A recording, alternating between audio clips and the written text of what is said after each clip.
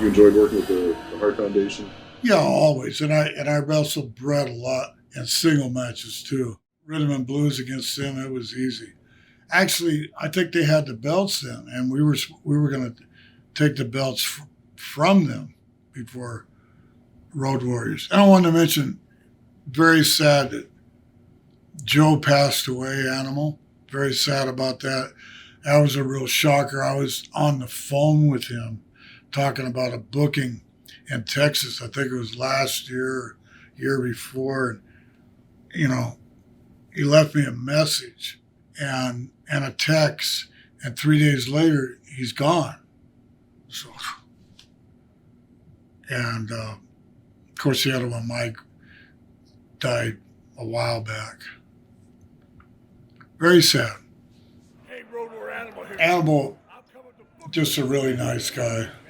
He was always, he was the money guy. Like he would tell Mike Hawk how to invest his money. They had a gym together in Minnesota. So he was the money guy. And when they started doing independence, he was still the money guy. And he ran the Road Warriors. They were a great team. Great team. Strong. Oh my God.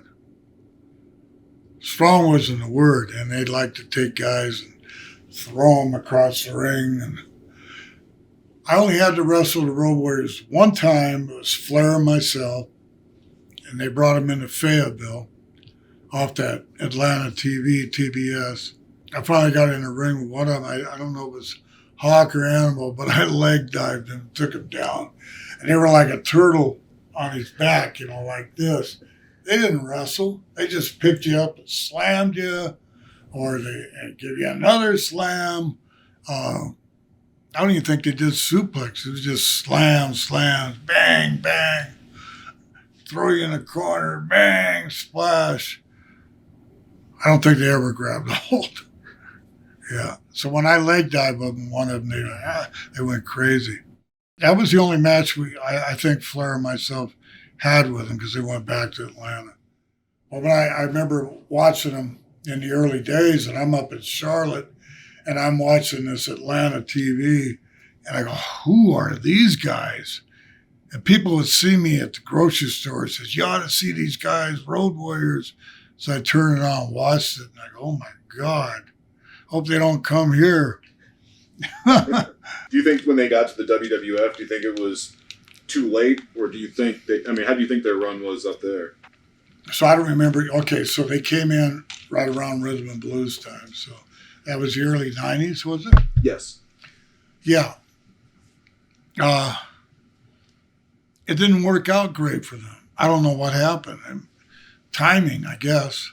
They did a lot better in WCW or NWA, whatever.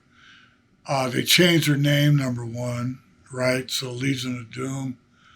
I think they still had a good run, but, it only lasted a couple of years. I mean, when I was in WWF, whatever you want to call it, I was there 20 years. I'd leave a little bit and come back. So it's kind of like the Lex Luger thing. I think he came in too late, or the timing wasn't there. That was before the new. So then they started that new Attitude Era, and then he started bringing it back.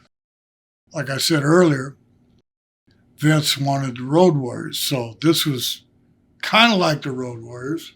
It was a spin-off from them, Demolition, and they had the spikes and the leather. So they did well. People remember them real well.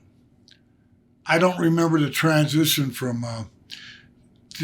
Did Demolition start before he brought the Road Warriors in, or was that after? Yeah, I think it was like 87. Yeah. And it wasn't Barry Darso. It was one of the Moondogs, I think. Right, and okay. And then they brought him in. Yeah. So that was, but then finally they got the Road Warriors. So that could have hurt the Road Warriors coming in, because it was kind of like the same thing with the leather and all that. And the face paint and the whole look. And the face paint. Kind of copies. So I'm not saying Demolition was probably the reason people had already seen that, done that, and they loved Demolition. Demolition got over really good. And then the Road Warriors came. So it's kind of like the same the second coming of more leather.